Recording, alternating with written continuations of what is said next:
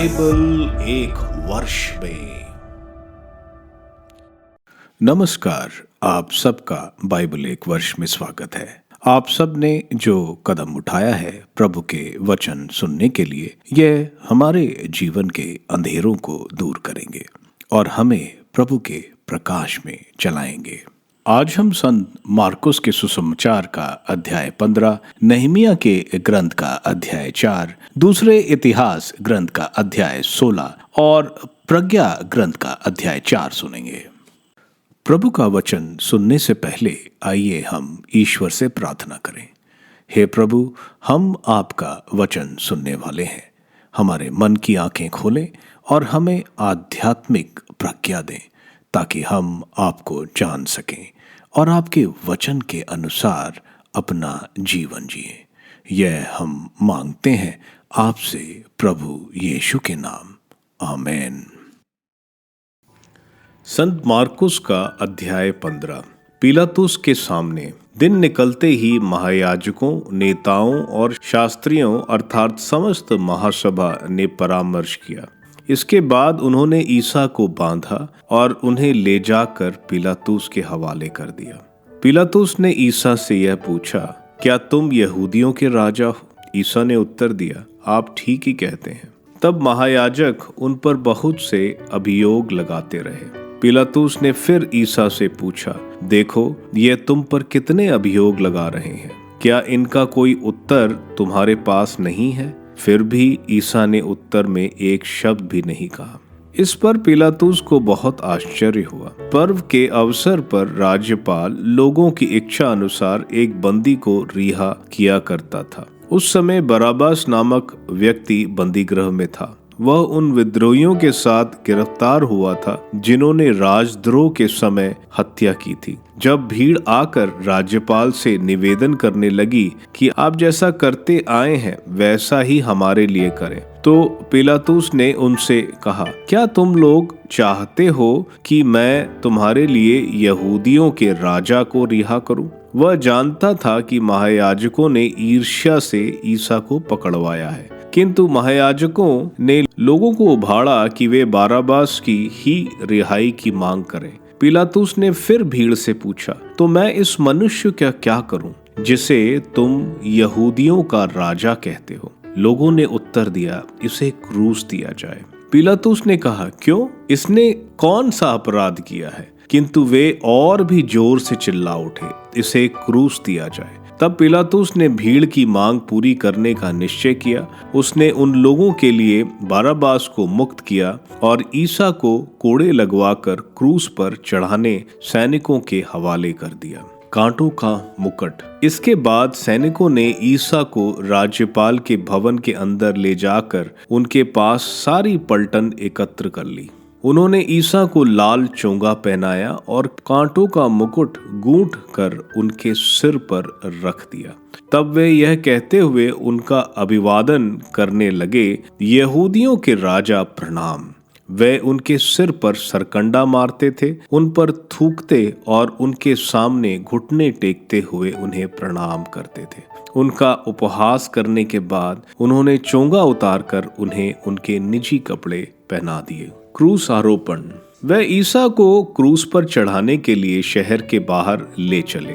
उन्होंने कुरेनी निवासी सिमोन, सिकंदर और रूफुस के पिता को, जो खेत से लौट रहा था, ईसा का क्रूस उठाकर चलने के लिए बाध्य किया।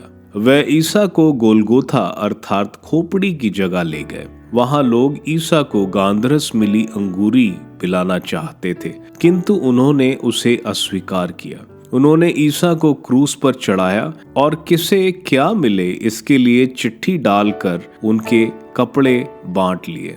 जब उन्होंने ईसा को क्रूस पर चढ़ाया उस समय पहला पहर बीत चुका था। दोषपात्र इस प्रकार था, यहूदियों का राजा।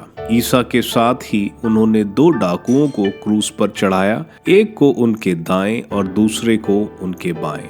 इस प्रकार धर्मग्रंथ का यह कथन पूरा हो गया। उनकी गिनती कुकर्मियों में हुई। अपमान और उपवास। उधर से आने जाने वाले लोग ईसा की निंदा करते और सिर हिलाते हुए यह कहते थे, ए मंदिर ढाने वाले और 3 दिनों के अंदर उसे फिर बनाने वाले, क्रूस से उतरकर अपने को बचा। महायाजक और शास्त्री भी उनका उपहास करते हुए आपस में ये कहते थे, इसने दूसरों को बचाया किंतु यह अपने को ही नहीं बचा सकता। यह तो मसीह इज़राइल का राजा है। अब यह क्रूस से उतरे जिससे हम देखकर विश्वास करें। जो ईसा के साथ क्रूस पर चढ़ाए गए थे वे भी उनका उपहास करते थे। ईसा की मृत्यु।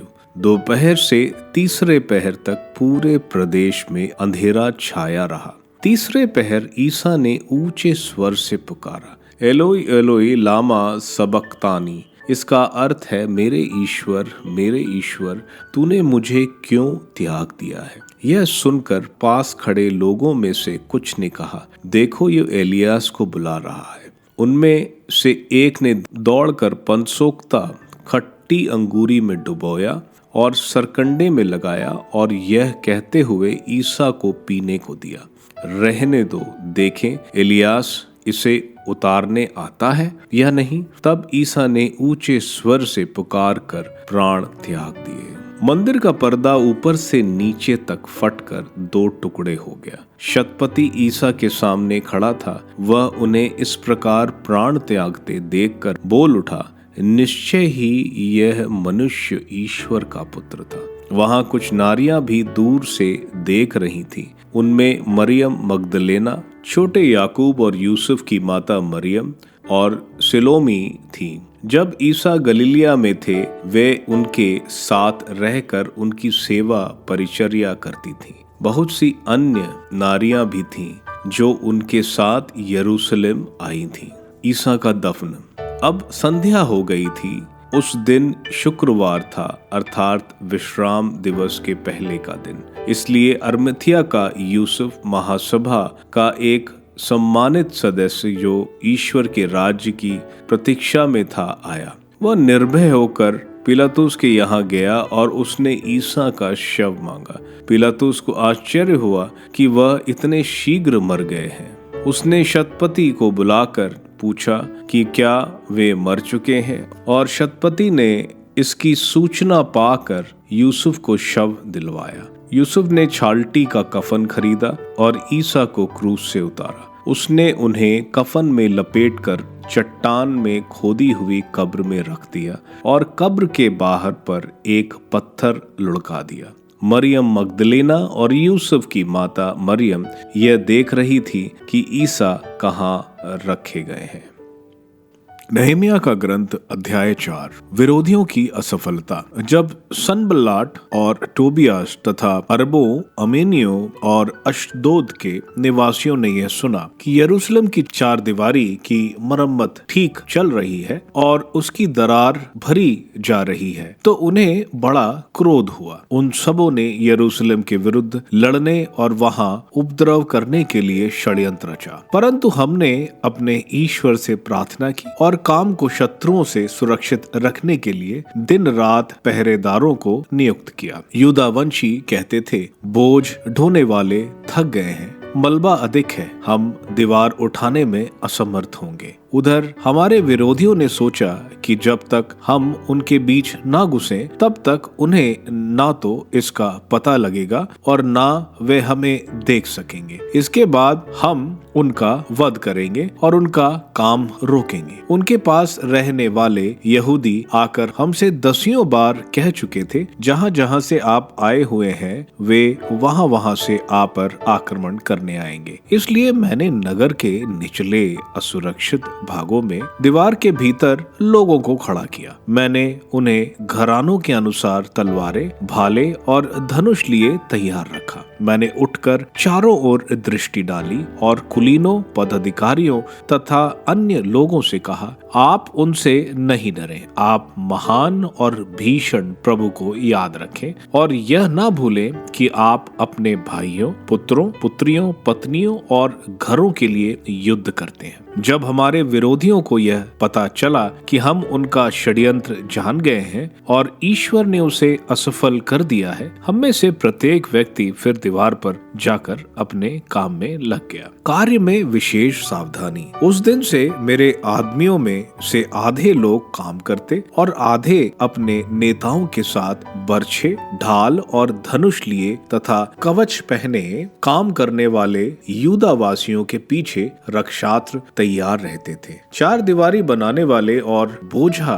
ढाने वाले एक हाथ से काम करते और दूसरे में शस्त्र लिए रहते। काम करने वाले काम करते समय अपनी कमर में अपनी तलवार कसे रहते। सिंगा बजाने वाला मेरे साथ रहता। मैंने कुलीनों, पदाधिकारियों और अन्य लोगों से कहा, यह काम भारी और लंबा चौड़ा है। हम दीवार पर इधर उधर फैले हुए हैं और एक दूसरे से दूर हैं। आप जिस स्थान से सिंगे की ध्वनि सुने वहीं आकर हमारे पास एकत्रित हो जाएं। हमारा ईश्वर हमारे लिए लड़ेगा। इस प्रकार हम काम करते रहते और इस समय हम में से आधे लोग उषाकाल से तारे दिखाई देने तक भाले लिए तैयार रहते। उस समय मैंने लोगों को यह आज्ञा दी कि प्रत्येक व्यक्ति अपने नौकरों के साथ यरूशलेम में ही रात बिताए। इस तरह वे रात को पहरेदारी का काम करें और दिन में कारीगरों का। मैं, मेरे भाई बंधु, मेरे आदमी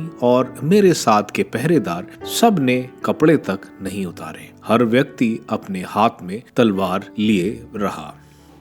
दूसरा इतिहास ग्रंथ अध्याय 16। इज़राइल से आसा का विरोध। आसा के शासन काल के 36वें वर्ष इज़राइल के राजा बाशा ने यूदा पर आक्रमण किया। उसने रामा को किलाबंद कर दिया, जिससे यूदा के राजा आसा की ओर से ना कोई उसके यहाँ आ सके और ना इधर से कोई जा सके। तब आसा ने दमिश्कवासी आराम के राजा बेन हदद के यहाँ प्रभु के मंदिर और अपने महल के कोषागरों का चांदी सोना अपने सेवकों द्वारा यह कहते हुए भेजा, मुझ में और आप में मेरे पिता और आपके पिता में संधि है। देखिए, मैं आपके पास चांदी और सोना भेज रहा हूँ। अब इज़राइल के राजा बाशा से अपनी संधि तोड़ डालिए, जिससे वह मुझ पर आक्रमण नहीं करे। बेन हदद ने राजा आसा की बात मान ली। उसने अपने सेनापतियों को इज़राइल के नगरों पर आक्रमण करने भेजा और उन्हें इय्योन, दान,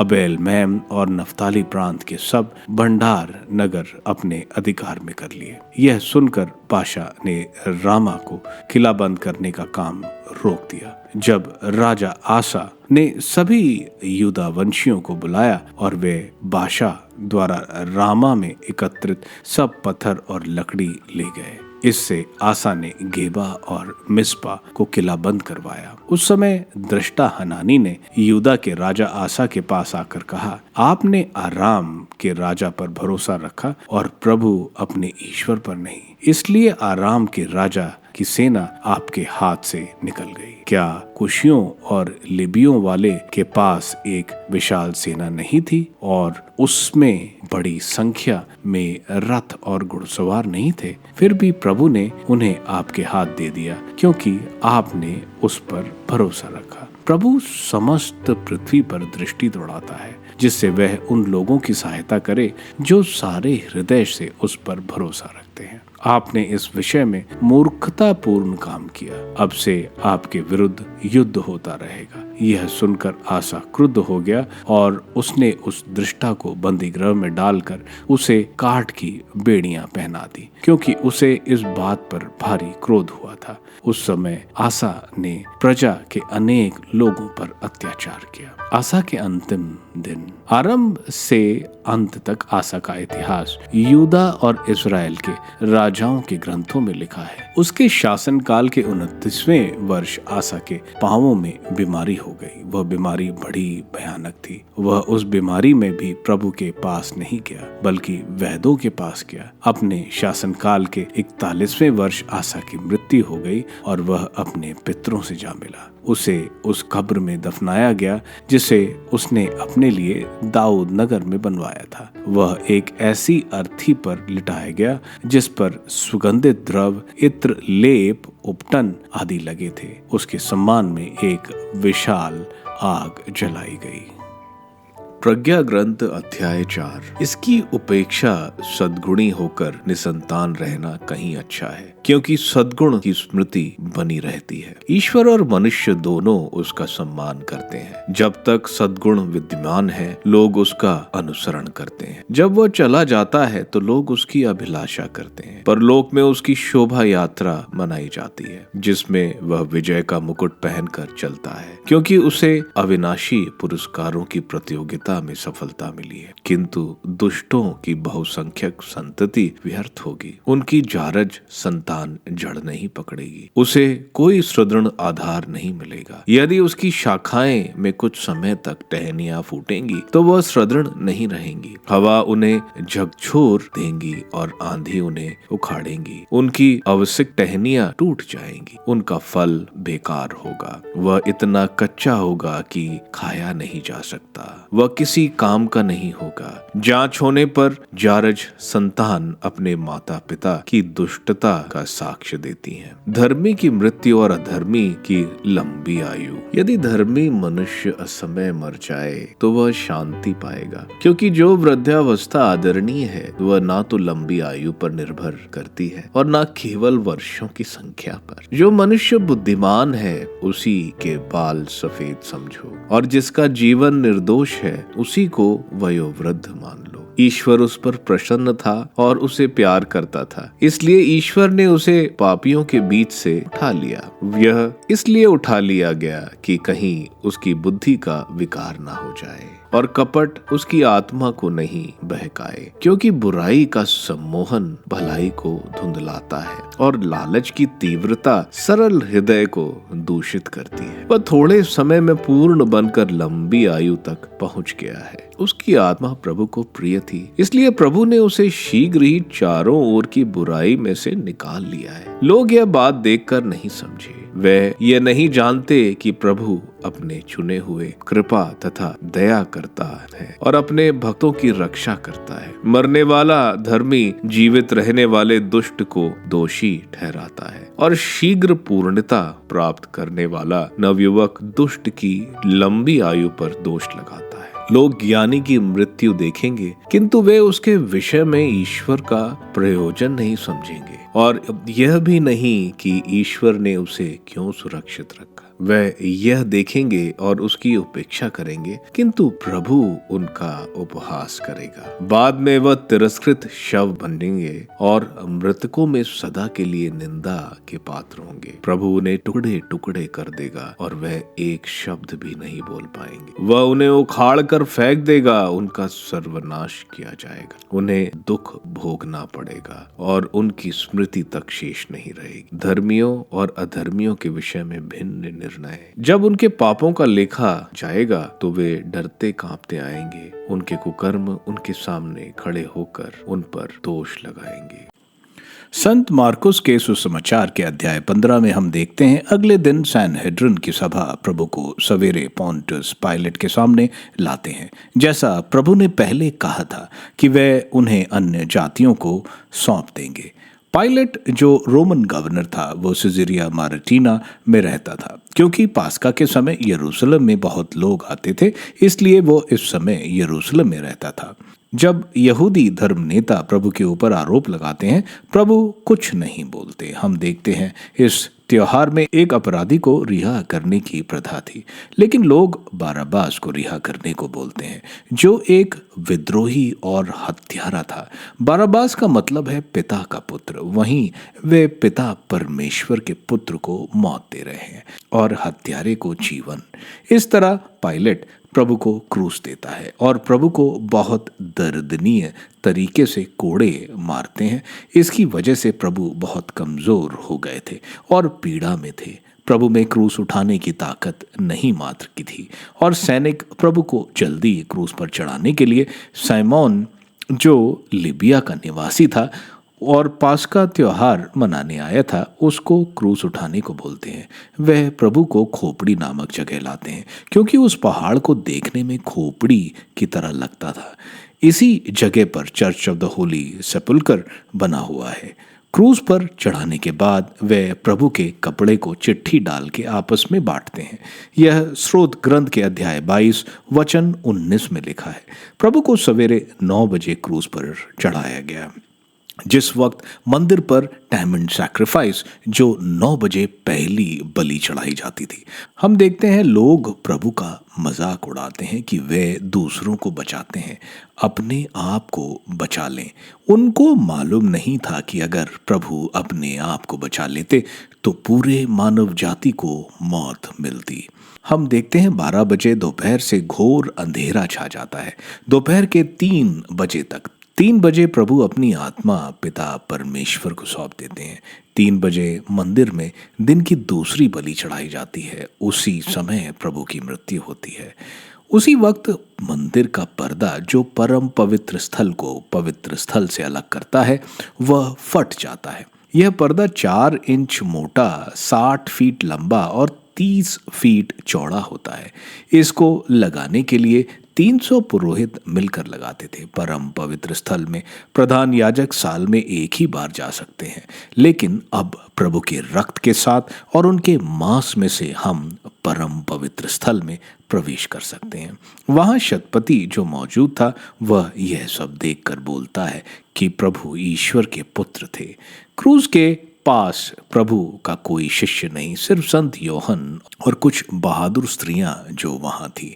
हम देखते हैं यूसुफ और अरमितिया प्रभु का शरीर पायलट से लेते हैं। वह प्रभु के शरीर को एक लिनन कपड़े में लपेटते हैं और एक नई कब्र में रख देते हैं और कब्र को पत्थर से बंद कर देते हैं।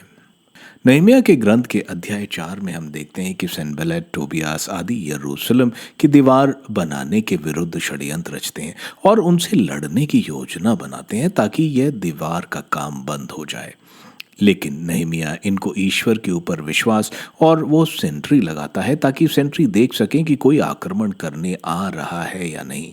इस तरह आधे सेंट्री और गार्ड की ड्यूटी करते हैं, आधे दीवार बनाने के काम में। जो काम करते थे उनके दूसरे हाथों में हथियार होते थे ताकि तुरंत लड़ सकें। इस तरह हम देखते हैं अगर इरादे मजबूत हों तो हर कार्य को हम प्रभु की मदद से अंजाम दे सकते हैं। दूसरे इतिहास ग्रंथ के अध्याय 15 में हम देखते हैं राजा आसा जो ईश्वर पर विश्वास करने वाला था, वह जब इज़राइल यहूदा पर आक्रमण करने की तैयारी करता है, रामा को किलाबंद करता है। हम देखते हैं आसा मंदिर का सोना चांदी निकालता है और आराम के राजा बेन हदाद के पास भेजता है ताकि वो इज़राइल से यह किलाबंद हटाए। बेन हदाद किलाबंद हटा देता है, लेकिन ईश्वर आसा से नाराज होते हैं कि उसने ईश्वर पर नहीं विश्वास किया, इसलिए अब उसके राज्यकाल में शांति नहीं होगी बल्कि युद्ध होगा। हम देखते हैं आसा पैर की बीमारी से मर जाता है। यह अध्याय हमें सिखाता है कि हर परिस्थिति में हमें प्रभु पर ही विश्वास रखना चाहिए, न कि अपने सामर्थ्य पर। प्रज्ञा के ग्रंथ के अध्याय 4 में हम देखते हैं धार्मिकता का जीवन सब चीजों से ऊपर है। यहूदियों में बच्चे होना वरदान माना जाता है, लेकिन यहाँ बताया जा रहा है कि धार्मिक होना अच्छा है, ना कि बहुत बच्चों का होना। आगे भी बताया जा रहा है कि कभी कभी प्रभु धार्मिक लोगों को छोटी आयु में बुला लेते हैं ताकि वह दुनिया की दुष्टता से पाप में ना गिरे। धार्मिकता जीवन में बहुत जरूरी है। प्रभु यीशु में जो भी है वे सारे धार्मिक हैं। आप सबको धन्यवाद ईश्वर के वचन सुनने के लिए। मैं आपसे विनती करता हूं कि आप बाइबल एक वर्ष में को दूसरों के साथ शेयर करें, क्योंकि प्रभु का वचन स्वयं प्रभु यीशु है। प्रभु को दूसरों को देने वालों को प्रभु की आशीष जरूर मिलेगी। मैं आप सबका बड़ी बेसब्री से कल इंतजार करूंगा। धन्यवाद।